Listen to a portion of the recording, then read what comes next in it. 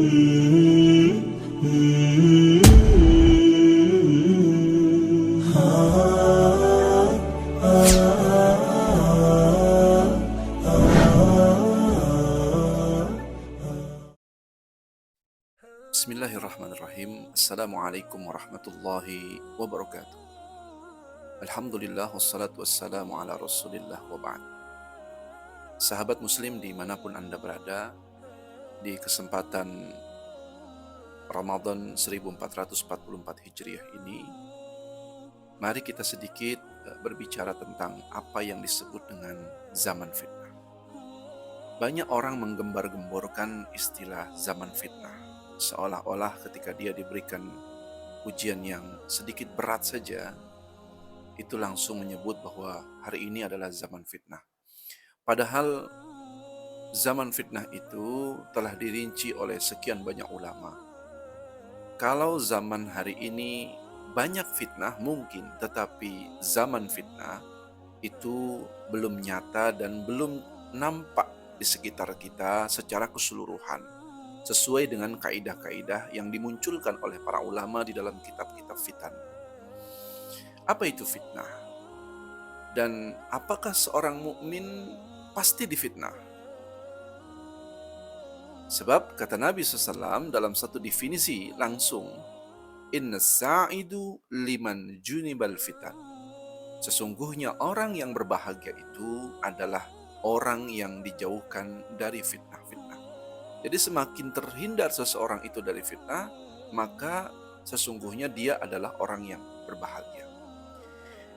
Kemudian definisi fitnah itu menurut para ulama bermakna ujian. Fitnah itu bermakna cobaan. Fitnah itu bermakna harta. Fitnah itu bermakna anak-anak. Fitnah itu bermakna kekafiran.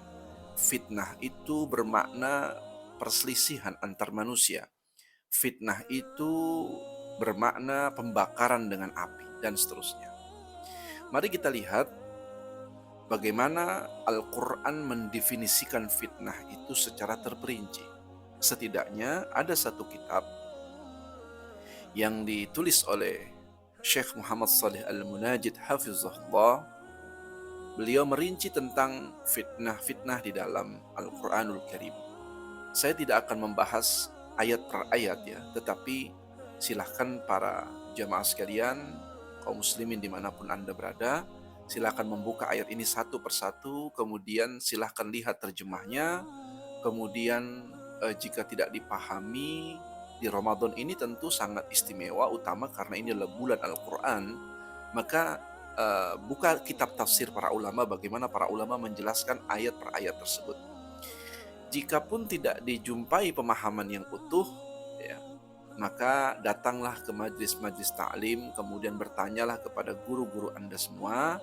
Silahkan ditanya tentang apa makna ayat-ayat yang tidak Anda pahami. Yang pertama, fitnah itu bermakna ujian dan cobaan. Ini sebagaimana termaktub di dalam Quran surah Al-Ankabut ayat kedua ya.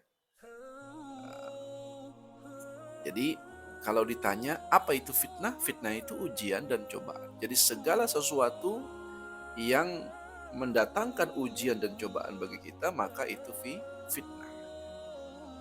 Yang kedua, fitnah itu bermakna memalingkan dari jalan kebenaran. Jadi ketika kita dihadapkan dengan satu tantangan, setiap ada kebenaran, kemudian setiap itu pula ada kelompok, ada individu, ada orang-orang yang selalu menghalang-halangi dari jalan kebenaran, maka hakikatnya itu adalah fitnah. Sebagaimana termaktub dalam Quran surah Al-Maidah ayat ke-49.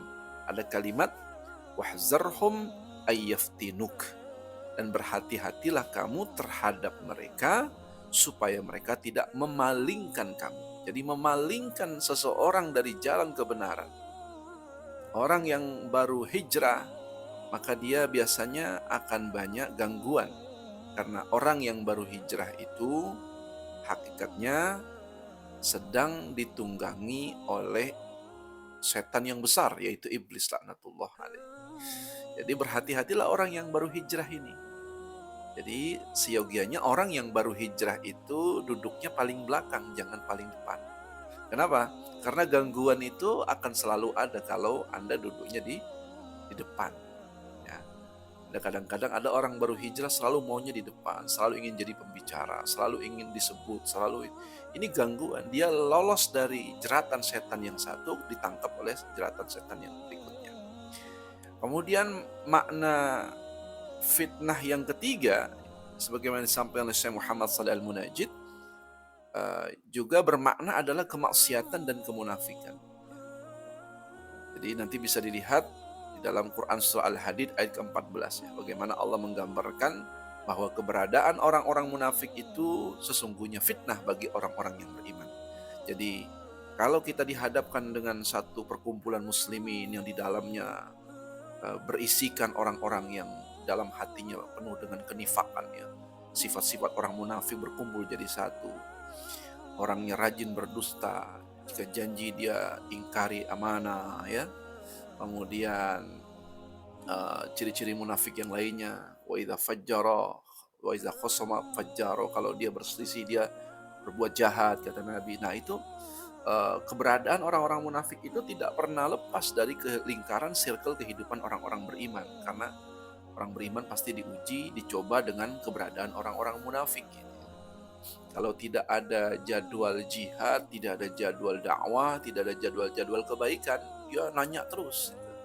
Tapi kalau muncul jadwal-jadwal kebaikan, jadwal jihad, jadwal dakwah, jadwal majelis taklim, ya, maka mereka orang pertama yang menghindar dari jalan kebenaran itu, ya, dengan berbagai macam alasan. Manusia itu begitu. Satu perintahnya 1000 alasan dibuat-buat untuk menghindar dari perintah dan kewajiban yang Allah tetapkan. Begitulah sifat dan orang-orang munafik. Jadi keberadaan mereka pasti akan membawa dampak fitnah bagi kita. Kemudian yang keempat, makna fitnah di dalam Al-Quran yang ditulis oleh Syekh Muhammad Shalih Al-Munajjid, artinya adalah samarnya antara kebenaran dan kebatilan. Ini nanti bisa dilihat di Quran surah Al-Anfal ayat ke-73 kalau tidak salah ya.